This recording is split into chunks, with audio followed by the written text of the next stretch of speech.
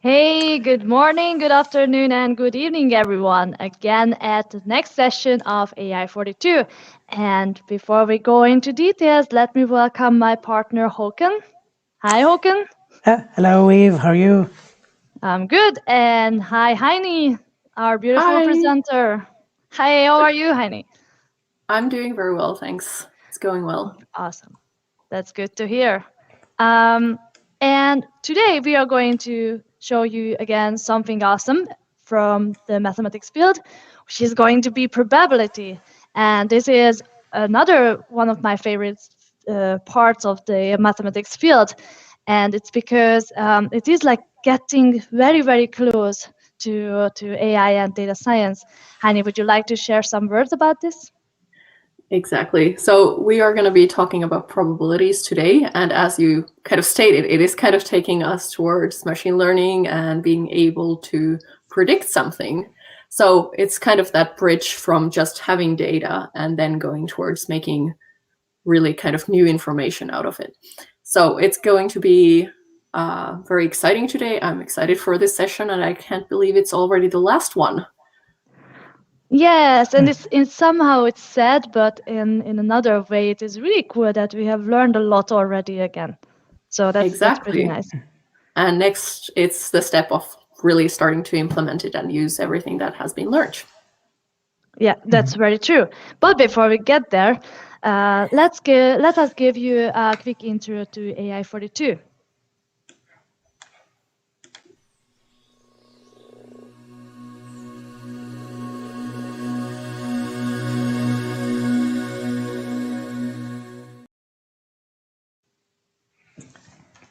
Hi Yes. again. Hello. So let's say a few words about AI 42. Would you can start it, please? Yes. So the idea here with why we started AI42 is we saw that we couldn't really find one good resource where they could cover everything from starting out with the basics over to actually do some real implementation with machine learning. So then me and Eve started up this AI42 initiative. So what we do here is we will be streaming 2 times a month on Wednesdays, and then we will invite recognized speakers and experts that will teach you about different topics. So we started out with mathematics and probability theory, and then we will move more into different languages like R and Python and SQL, for example, and then we go into more into actual machine learning and data science. And in addition to this more theoretical parts, we also will have some practical workshop sessions. Yes.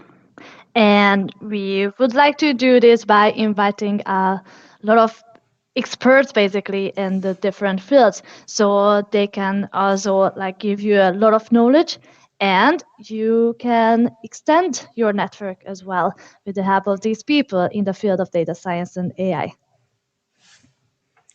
Yes.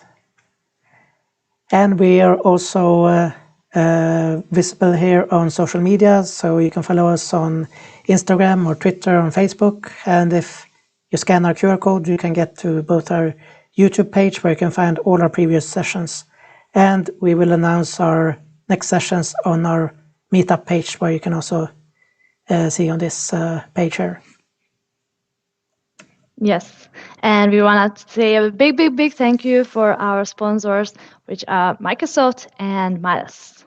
We also want to say thank you for all the contributors who helped us making this happen.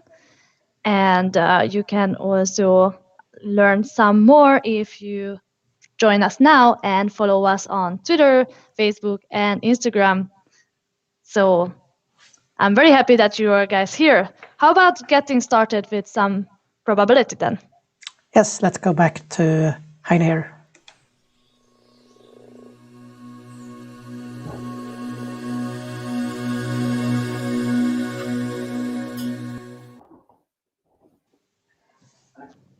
Hi, Heini. Welcome back.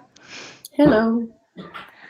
So this session is going to be about probabilities. And would you like to give us a quick intro about what are we going to cover today? So really, today's goal is to understand probabilities and give some idea of the different ways to calculate those. And then at the very end, I'm going to give a little kind of an overview of how all these different things we've been covering fit into doing certain things in machine learning. That sounds Nice. really interesting. Yeah. Okay, do you have any other? Yeah, go ahead, sorry. I just wanted to say to the audience here that before we start, if you have any questions, just feel free to post them in the chat, and then we will have a Q&A after the session is finished. Yes. Sounds good. Yes. So, Heini, are you ready to take it away? Yes, I am. Very ready. Then let's go.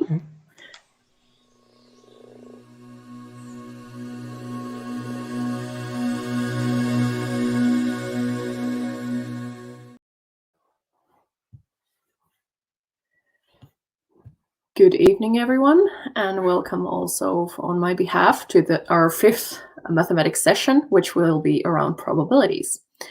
And before we get too deep into probabilities, I just want to kind of set the stage again and kind of give you an overview of what we have been covering before and how we're now ending up into the area of probabilities. So really on our previous sessions, we've been looking at this problem of us having some kind of data set. And of course, in the beginning, we just want to find some kind of information about the data that we have.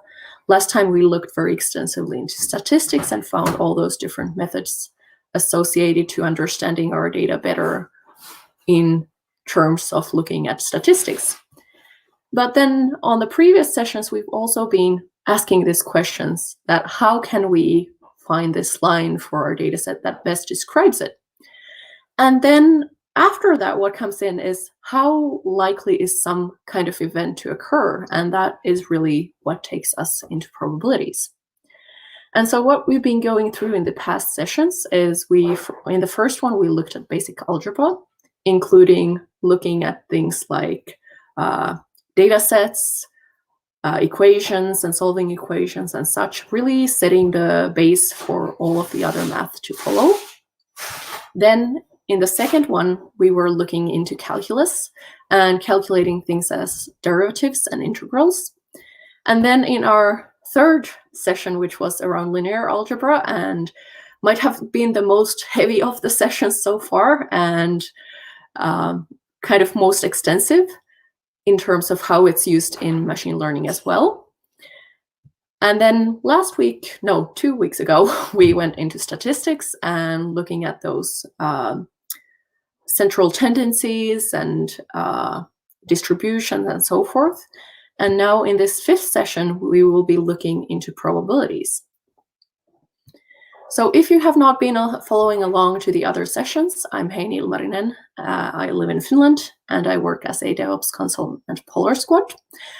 I do work with Azure currently, and I also do training around Azure since I am a Microsoft certified trainer. And my favorite topic at work is definitely architecture and figuring out architectural problems. But I used to study math and actually studied to become a math teacher. So it's really nice that I get to combine kind of those my past skills and current skills and get to run these sessions for you around how to use mathematics for machine learning and data science and everything in that area. And as you might see in the following slides, I am a bit of a doodler and like to draw pictures of everything pretty much. So we will be looking today into probabilities. We will start first. Well, what we're looking at with probabilities is really understanding the likelihood of things. We're looking at how likely is something to occur.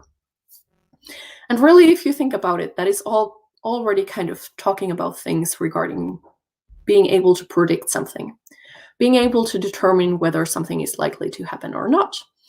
And to get to that point, we're first going to start looking at basic probabilities. Then we will look at, well, how do probabilities work in real life? And then that will take us into the law of large numbers. Then we will look at conditional probability and how can we determine independent versus dependent events. And then as the last point, we will be looking at the Bayes theorem. And then at the very end, as I mentioned, I will be kind of tying in everything that we've been going through with the different sessions so far and the learnings that we can take from here for our machine learning career. So let us start with basic probabilities. So when we're talking about probabilities, we are really looking at how likely is an event to occur. And so how we would calculate that is by looking at first the number of ways that event can occur. And then we want to divide that by the total number of options of outcomes that we have. And I think one of the most common examples used in probabilities is throwing a dice.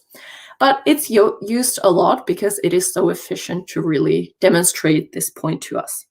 So I'm not going to lose something that works. So we're just going to take a quick example here using the roll of a dice. So if we think that we're rolling a dice and we want to calculate the probability of rolling a 1, what we need to think, what is the ways in which we can roll that number 1? Well, we can roll it only by one way because we only have one 1 in the dice. So the number of ways it can happen is 1. And then the total number of outcomes in a dice is, of course, 6 because there are 6 different numbers on that dice. So the probability is 1 out of 6. And if we want to turn that into a percentage, we would just do that division, 1 divided by 6, and multiply by 100. So we would get it to be about 16.7%. And in these simple situations, it is really easy to calculate these probabilities. But of course, our situations might be way more complex. There might be multiple events happening and things affecting one portion or the other. So we will be taking steps into those more complex situations. But this is our starting point. Just simple event, nothing else affecting it, and we are just able to directly calculate the outcome. But if we think about this event of rolling a dice in real life, we now know that the theoretical probability that we just calculated, we just got the result. We know that rolling 1, the probability is this 1 divided by 6 and about 16.7%. But if you think about real life situations, there is something called experimental probability. Because in real life, if we decide to test this probability out, we might not get the same results. So let's say that we decide that we're gonna roll the dice 2 times. And then from those 2 rolls, we're gonna determine what is the probability of rolling 1. And if you've played any kind of game of dice, you might sometime have gotten that you've rolled the dice twice. And both times you have gotten 1. So we roll it once, we get a 1, and we roll it twice, we get another 1. And so if we have a set where we roll it 2 times, and both of those times we get once. In this case, when we're calculating the probability, we take the number of events where we got 1, and then we divide it by the number of total events. So down here, it's number of total events. And at the top, it is the number of events where we got the desired outcome.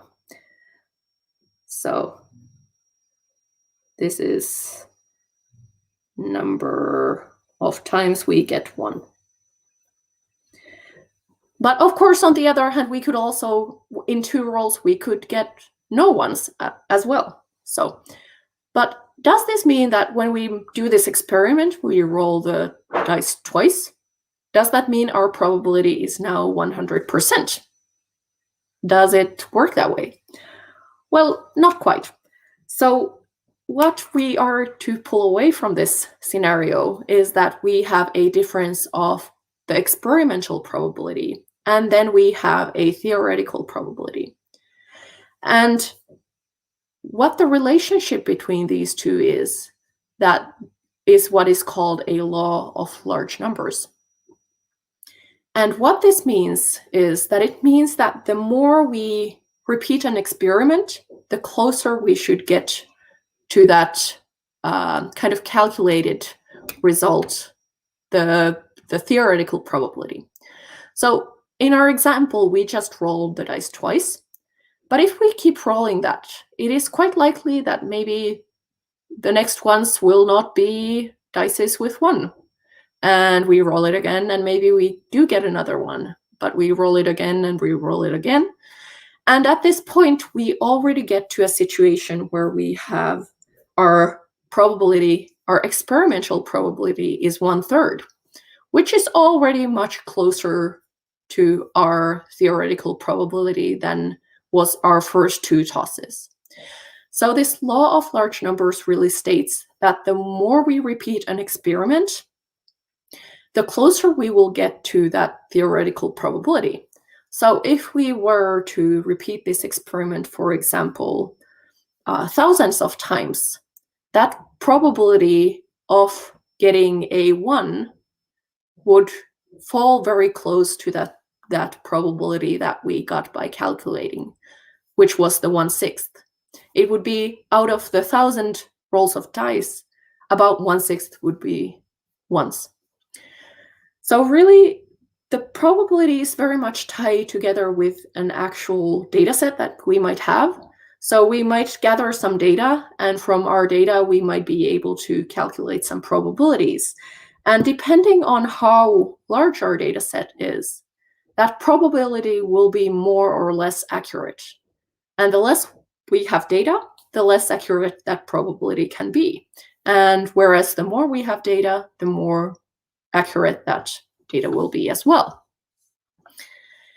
And if we look at this situation that we have been looking at here, this case where we just roll some dice, this particular case has been a situation where we have very discrete values.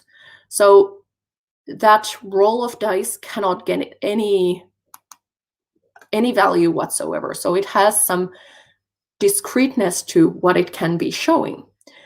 So, sorry, I'm trying to change the slide here. There we go.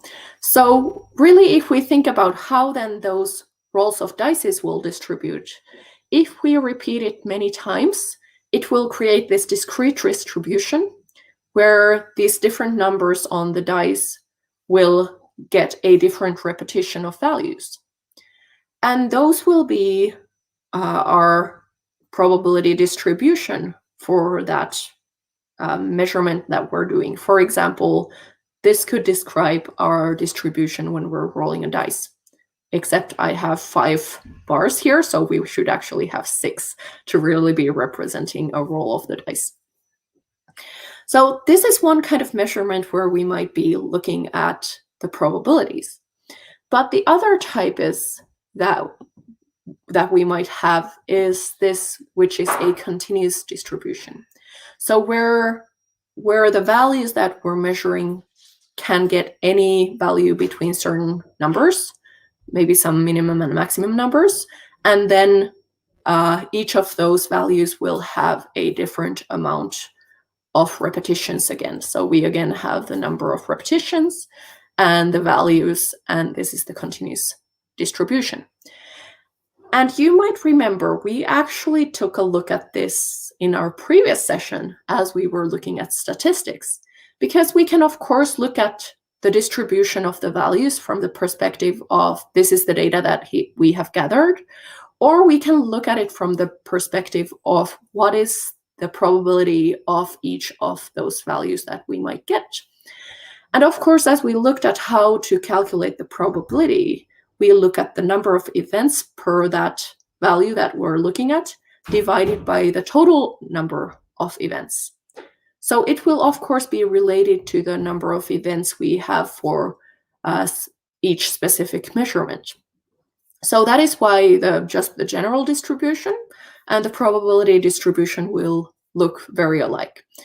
But when we're talking about probability distributions, we're most often, instead of showing the number of repetitions, we instead here on this bar here, we change this to the probability of a specific value. So the scale at which we represent those values will change. So we've been looking at how we can calculate the probability for one event. But sometimes there is the case that we might have multiple events happening. And in that case, we will need something called a conditional probability. But first, to understand what conditional probability is about, we need to look at whether these two events that we're looking at. So we start with two events, and we need to see whether these two events are independent or whether they are dependent. So those are our two options. And what this means is that if we look at independent events, then it means that if we have event A, then it does not affect the event B in any way. So if we say that event A is, for example, one roll of a dice, and then the event B is the second roll of a dice, is the first roll going to affect what number we're going to get out of the second roll? No, it's not. It's we're still gonna have the same probability. So if we're now going to calculate the probability of rolling a 1 and a 1 in our two-roll situation here. So to calculate that, we need to take the probability of A, and then we need to multiply that by the probability of B. So we need the probability of what is the probability of getting 1 in the first roll of a dice, and we need the probability of B of what is the probability to get 1 out of that second roll of a dice. And so this means we have 1/6, since we calculated that before, because we have one option out of the 6 to get 1. And then for the second roll, the probability is exactly the same. And we just multiply those together. And so in this case, we get 1 out of 36. And again, you could write this as a percentage if you would like to. We're just going to leave it at that for now. So why do we do the multiplication? Well, because if we think about it, if you think about these two rolls of the dice, the combination of those two rolls, there's no longer 6 options, but there is 6 times 6 options total. Because if you get a 1 on the first roll, you could get a 1, 2, 3, 4, 5, and a 6 on the second roll. If you get a 2, you can again get 1, 2, 3, 4, 5, 6 on the second roll. So you need to kind of multiply each of those options on the first roll with the options on the second roll. And that is why we use multiplication in these scenarios. So whenever you're thinking about what is the probability of the first one and the second one, then you use multiplication there. And sometimes, in a way, this can feel a little, I now have the word only in Finnish in my head, counterintuitive, that's the word, to do the multiplication. But here it shows that rolling number 1 in our roll of the dice is more probable than rolling it twice in a row. And if you think about it in that way, that makes complete sense. So multiplication when you're looking at two events. But what if we have two dependent events? In that case, we can still look at this situation of having those two events and multiplying them together. But in that case, we need to consider also taking into account the other scenario. So for example, if we have an event that it rains, and we have another event that says it is sunny. But then we also know that if it's sunny, it is a bit less likely to rain. But we still do want to calculate the probability of A and B, that it is both raining and it is sunny. So to do that, we cannot just take the probability of it rains and it is sunny, but we have to take the probability of it rains. And then we need to take the probability of it is sunny when we already know that it's raining. So this second part here is telling us about, well, if A has already happened, then what is the probability of B?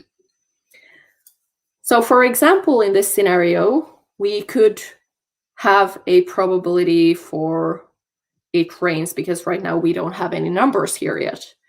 But let's say that we have a probability of it raining being 0.2. And we have a probability of it being sunny, let's say 0.4. So here we see that we want our 0.2 here. But actually, we don't know what this probability here is. What is the probability of it being sunny if we know that it rains? So in that case, we need to have possibly some more information. And maybe in this case, it has been given to us what is the probability of it then raining if it is it being sunny when it rains.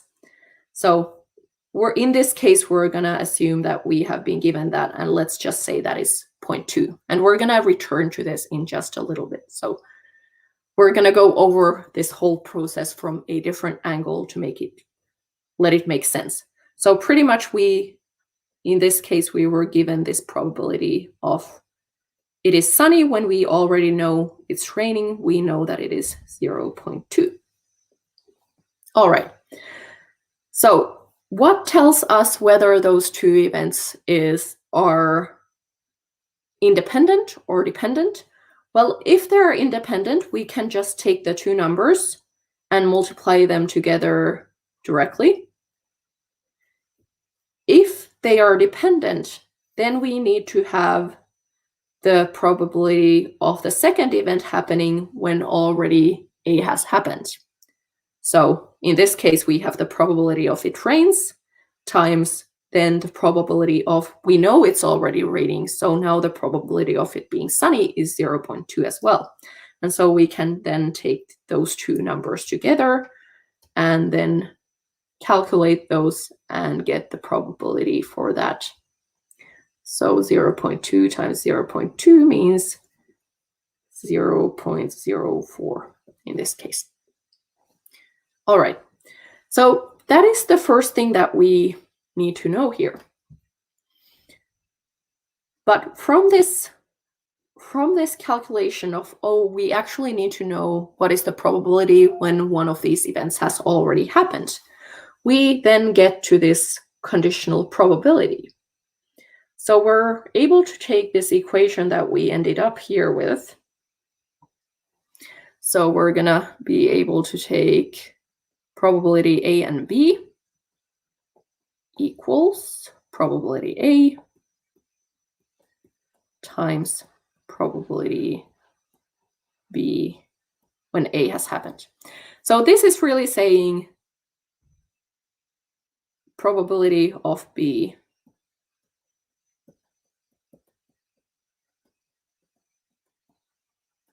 when A has happened.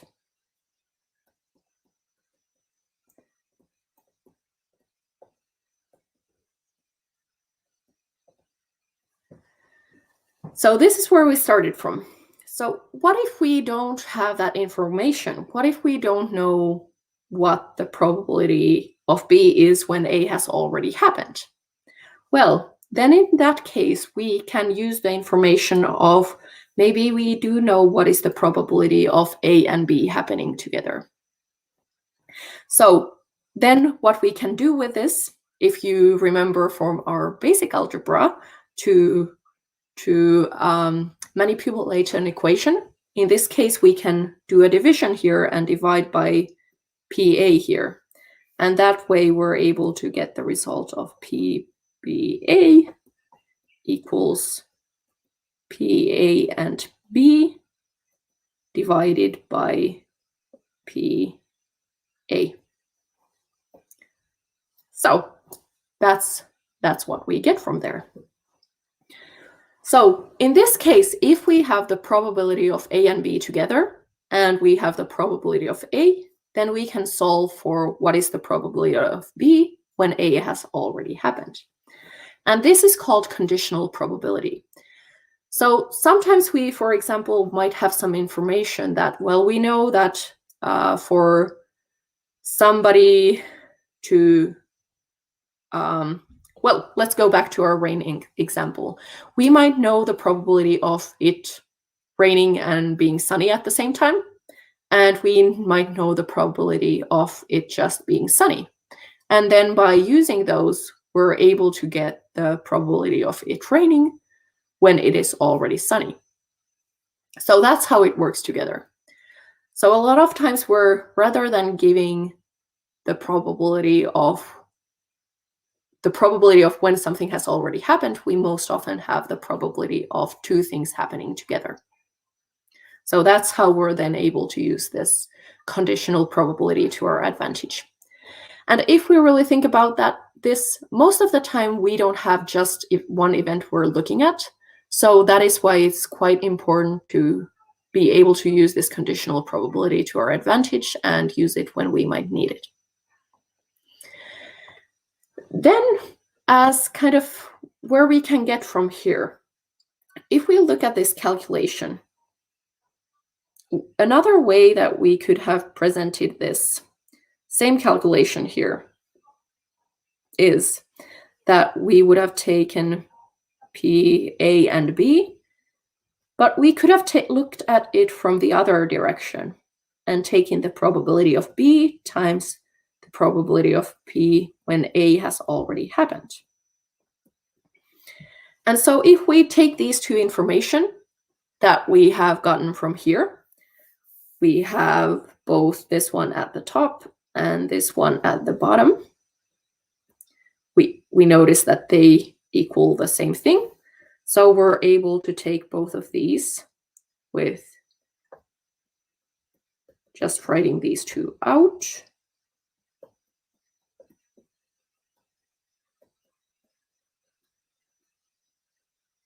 Times too many things to write here. And from here, we get to something called a Bayes theorem.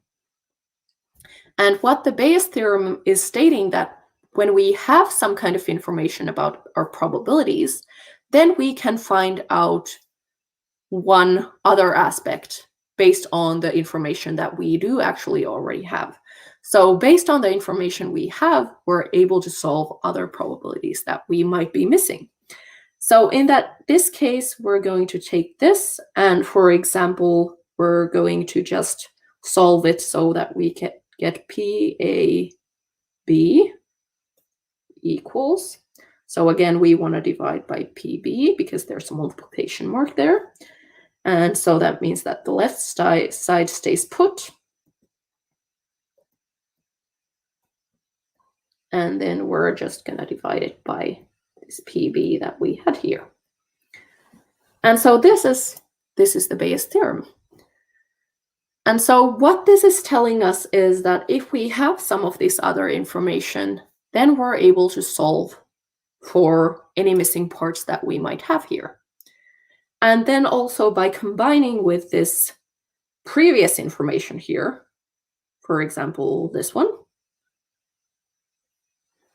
then we are able to leverage any of the information we have regarding our probabilities in a more complex scenario. And to make any of this make sense, I'm just going to pull this information and we're going to look at a practical example. So let's just write this out here one more time so that it's going to be there for us when we need it.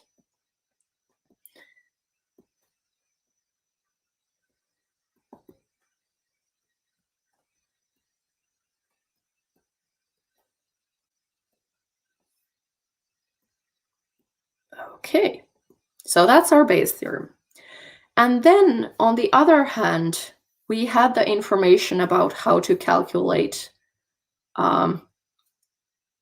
also this situation with kind of having the information about how two of these aspects fit together. So one way to leverage these Bayes theorems is when we have probability trees. So we have some kind of event that has different probabilities at some level. So let's just do one kind of example. So we have, for example, done an algorithm that looks at photos, and then by looking at those photos, it will, for example, determine if the patient has cancer. And we have determined that, oops, just a second, let me get my pen here working again. So based on this algorithm, we have been able to find out that there is a 4.404 probability that, yes, there is cancer based on that photo, and then 0.96 that no, there's actually no cancer. But then on this side where we have it saying that, yes, it is cancer, some of these will be actually true positives. So it will say that, yes, it is cancer, and it actually is cancer. So let's say that this is 0.8. And then we have like a false positive. So it is actually then, when a test is done, it is not actually cancer. And let's say that is 0.2. And then on the no side, we're also going to have some probabilities. So we're again going to have kind of the true positive, but in this case, it will be for the no. So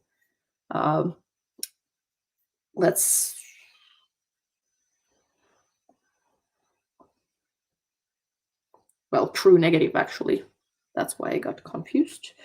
Negative. And let's say that the probability for that is 0.05. And then the false negative,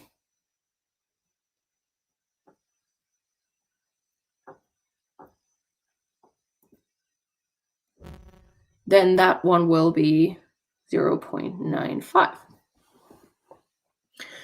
So to really understand then probabilities, we can use the Bayes theorem here. So we can, for example, calculate that, yes, the patient has cancer when they have gotten the positive test based on these results that we have. So we need to be calculating the true positives against then the true negatives plus the false negatives as well. So we kind of have to take different parts from this graph to calculate these all together. So we need to take the true positives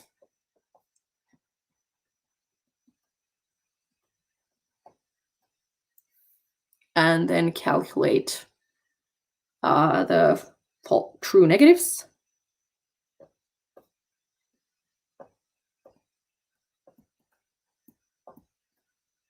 And then the false positives.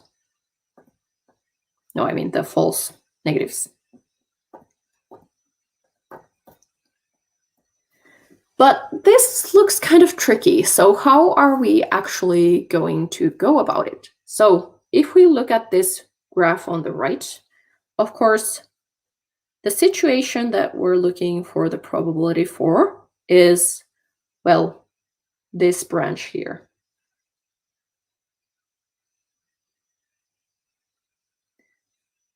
So the test has been positive and they actually do have cancer. So that is the ones that we're looking at.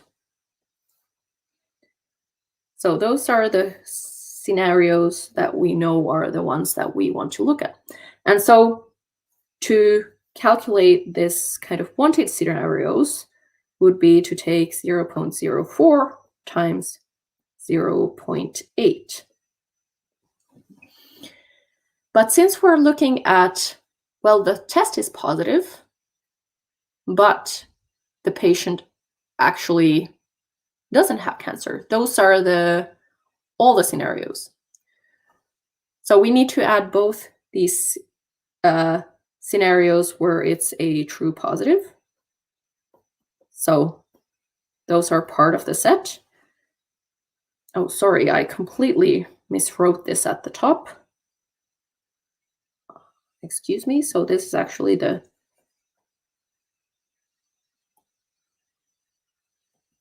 true positives plus false negatives, because the false negatives will give a positive result even though they do not actually have cancer. So that's what we want to have down here. All the situations where there is a positive test result, but there isn't actually, there either is cancer or there isn't. So to do that, we want to then take the 0.96 times 0.05. So I have to do now some cleaning up because I actually wrote some things wrong here. So this is sorry about that.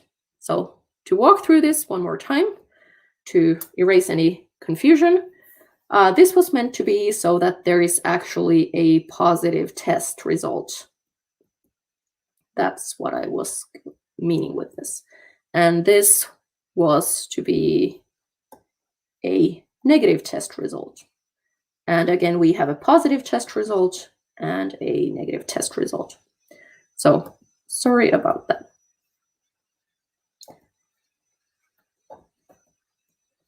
So we have the, yes, there is actually cancer, there, no, there is not. Plus then we have the layer of what have the test results actually been, whether it has been positive or whether it has been negative. So those test results have been then used to confirm this. So whenever we get a result of yes, so this is our algorithm here saying that yes, it is cancer. This is what the algorithm says. But then we have some data, we get some results, and we find out that the positive test results are the probability for that from that group is 0.8, but there is still a possibility of getting a negative test result by 0.2. And then even when our algorithm says that no, there is no cancer, it's still possible to get a positive test result by 0.05, but a negative by 0.95. So that is what we're calculating here. So we're taking the rightmost branch there is the desired outcomes. We want to know when these both fit together. And then the ones that we want to compare this to is those who still got a positive result. So both also from the no branch where there is a positive result as well. And then when we have these numbers, the only thing that is left is just to calculate these out. So that's all we need to do in this case. So for this one, we get, let's get back to our blue so we don't get too many colors. We get 0.32 divided by 0.32 plus 0.048. And so based on this, we know that actually the probability that that result is correct is actually pretty high, because it is 0.87 here. So if we again present that as a probability, it is 87%. So that's how we can go about it. So probabilities are used a lot in these kind of probability trees and things like that that we might be using. So for today, we are ending the near end of probability section. And so really know that there is more to know about probabilities. We don't unfortunately have the time to go through every single detail. I wanted you to get started on understanding the basic probabilities, and then also understanding these scenarios where we have two dependent events happening from each other. And that is where we get to this conditional probability, and then also to the Bayes theorem as well. And so in this case, I am going to start wrapping up and just reminding you what we've been going through in the previous sessions and how this all fits together. So because we've been going through all this math, and we're not just going through it pointlessly. It's not, well, it is fun in my opinion, but for you it might be that you're going through these sessions to really take something to your machine learning and data science endeavors that you have ahead. So really what I want to come to here in the very end is to try to help you tie together all this.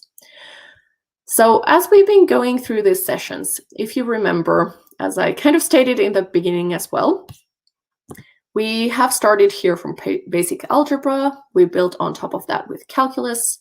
Then we went into linear algebra. And then in these two last sessions, we have been looking at statistics and probabilities. And these do all fit together with data science and machine learning.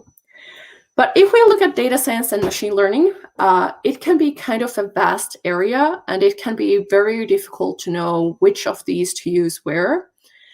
And to help you out, at least hopefully a little bit to get a sense of that, is that a lot of times when we look at data science and machine learning or artificial intelligence, they might be described as these two overlapping spheres, where actually the overlapping part is quite large, but there is more to data science than just the things within artificial intelligence, and there's more to AI than is contained within data science.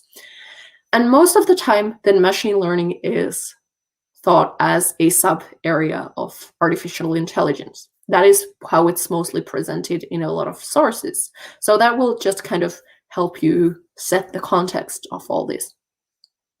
So we've been going through all these areas. So really to be able to work within these two areas, we need to have the basic algebra in place in the ground underneath all the other math.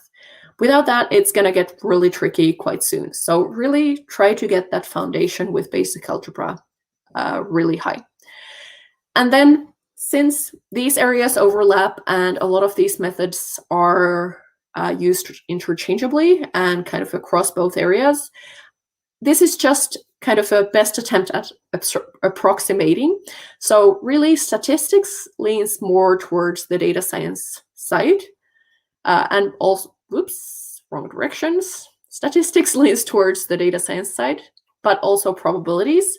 But probabilities already starts to move towards also the AI and machine learning needs as well. And the more we go to the side of artificial intelligence, the more we're going to need calculus and linear algebra as well. But if we look at even one area of a task that you might be doing within these areas, let's say that you're, for example, just starting to look into your data, you want to understand it, you try to find valuable insights from that data. For that, you might, for example, use statistics and probabilities. On the other hand, if you're starting to do linear regression, for you to do that, you're going to need some linear algebra, you're going to need some calculus, but you're also going to need some probabilities. So in a lot of the cases when you're working with these areas, it is not just one of these areas that you need. It is that you need pieces and portions out of many of these areas. But the level at which you need to understand it depends, I would say, purely on you. It will become easier to understand how things work if you do have that very deep knowledge. But also we have a lot of tools that do the work for you. But when it becomes really essential to know these things behind the scenes is when something goes wrong, when we get some unexpected results. Then we might have the need to have the ability to really look behind and see what has been happening, to map out what has happened and why did we end up with the result we got. And of course, it might be that, yes, the unexpected result was correct, but we need to have some kind of way to verify and not just blindly trust, for example, the algorithms that we built, but also we need to have some understanding of the mathematics that go to making that algorithm work. So I really hope these sessions have given you a general understanding of these different topics. There is definitely more to know, and don't feel discouraged if you feel like you don't know everything yet. That is completely reasonable. There is more to know. I hope you're inspired to find out more. But also don't be afraid to get into the actual practical implementations and get started on those, because then looking at those practical implementations, you will get motivation to look deeper into the math as well once you see how things work on the practical sense. So I really hope you have enjoyed it, and I have really had a fun time going through these 5 different mathematics sessions with you.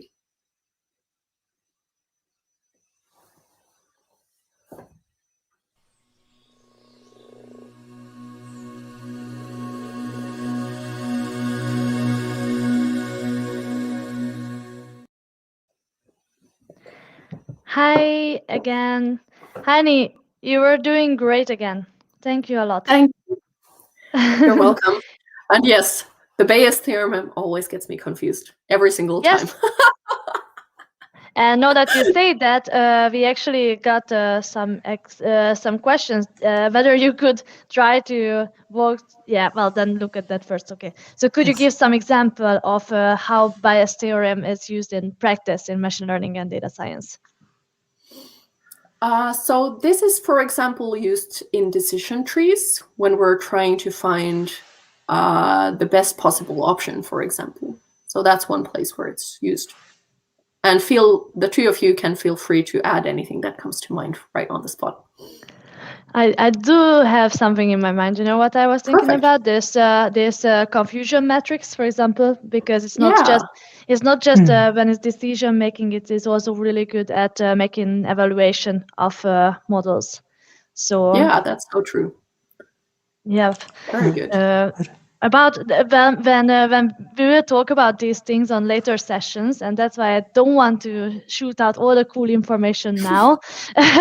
So yeah, let's have just this, that it is useful in building machine learning algorithms and to evaluate these as well. So it has a lot of useful approaches that you can go with.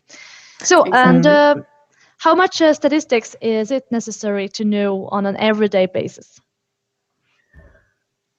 Very, very interesting question. A good one. Like depends what you mean with everyday basis. But yes, especially nowadays, right? Yeah, exactly. I mean, I would say just have at least some general understanding of calculating averages and the different ways to do that and what it actually tells you. And I think it is very useful to also have some basic understanding of probabilities as well, because really with probabilities, I think the one most misunderstood aspect is that then we try to rely on the probability for one particular outcome, where actually like probabilities look at the mass of events and can really give an accurate answer for when you have multiple repetitions of that one measurement. I think also if you know some probability, it can be easier to actually set up a problem and to realize, Yes. is this problem actually solvable with the information that we have? Do we have enough information to solve the problem? And Exactly. also what you mentioned, Heini, that when things go right, it's okay, but then when things go wrong, it's even more important to be able to dig down and see what is the reason why things didn't work out. Exactly. Yes. Yeah.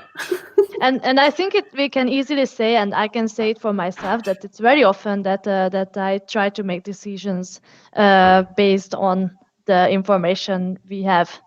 And I'm not talking about the information I have only, but I'm talking about all the information I can gather all around and including all these to make a decision, especially if it's something big. Don't have to look far, just look at the situation we have right now. So yeah, so and yeah, there were a few questions about whether we could take a look again at this theorem. I think the most important part that was a bit crazy when we talked about this true positive and true negative, and if the person who asked about it is still with us, please feel free to shoot more questions if you have any. So let's take a look at that again. Yes, the last calculation that's in perfect. words.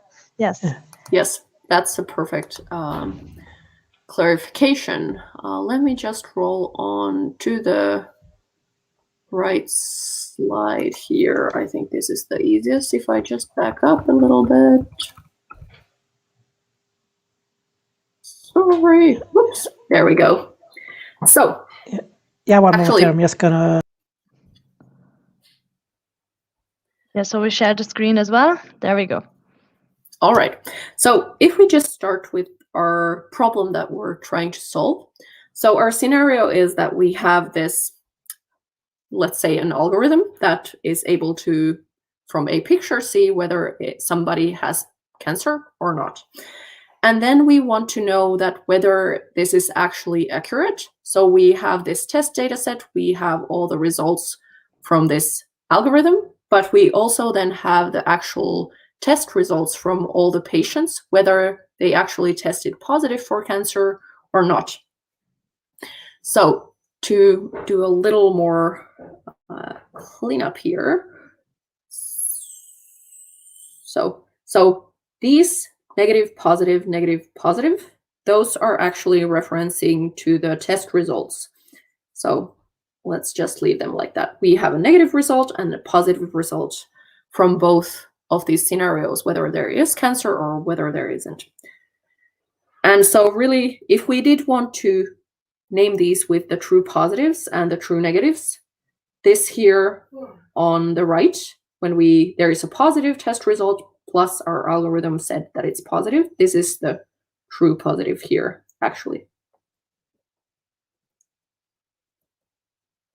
So sorry, I got my terms mixed a little bit in the and it is also getting mixed because when we are talking about cancer and such things, that is we are talking about like healthcare situations, and it's the other way around. So it is positive when it's not that good, right? And it's negative when it's a good result, and that's why it is a bit confusing at this point. Yeah, exactly. So the positive is in this case now referencing to yes, there is cancer. This algorithm is working. So the true positive reference is to yes, the algorithm works. So then this, for example, here would be the false positive here. And then on this side, this would be a false negative. And then this would be a true negative. because they didn't have cancer. So what we're calculating here is when we want to calculate what is the probability of somebody having cancer when their test result is positive, we need to look at the true positives of when they. So let me just do one more step here. Let's take that color. So if you think about it this way, this is our A and this is our B from here, A and B. And then so for the true positives, we want to take the probability of, yes, there is cancer. So that is this one here, that one. So this one. And then we want to take the probability of the test being positive when they have cancer, and that we have here. So we get it over here. And then the probability of B of their being positive, then there we do need to take all the test results where we get positive. So we need to find these ones. Here's a positive test result, and here is a positive test result. So for this one, we get first these two again, and then for this one on the left, we get these two. So that's how it builds up. So that's how it's using the Bayes theorem behind the scenes. We just worded it a little differently.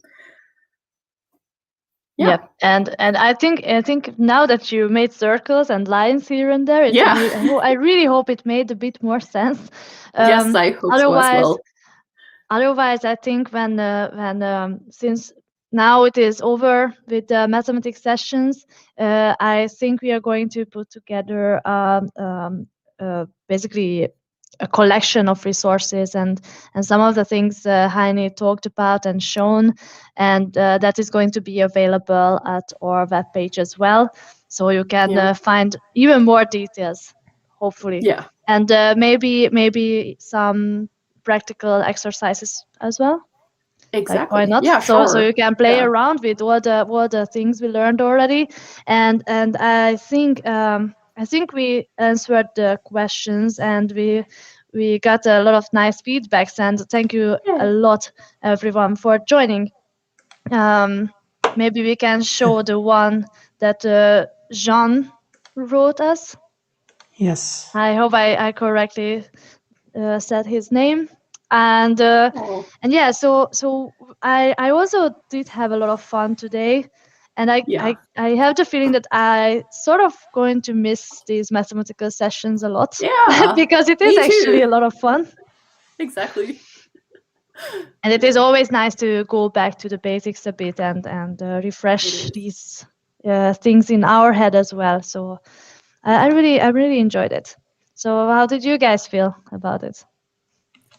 Yeah, I thought it was really, really interesting. And as Eve said, we will miss you because now we've had 5 sessions with you, which has been really great. Exactly. And thank you so much for having me for this part. It was really fun for me to prepare for these, and I'm glad I got to go back to the Bayes theorem to make some circles and make it clearer. I was hurrying through it a little bit, and I'm like, never hurry. That is never the answer in math. No, not in math, at least. Exactly.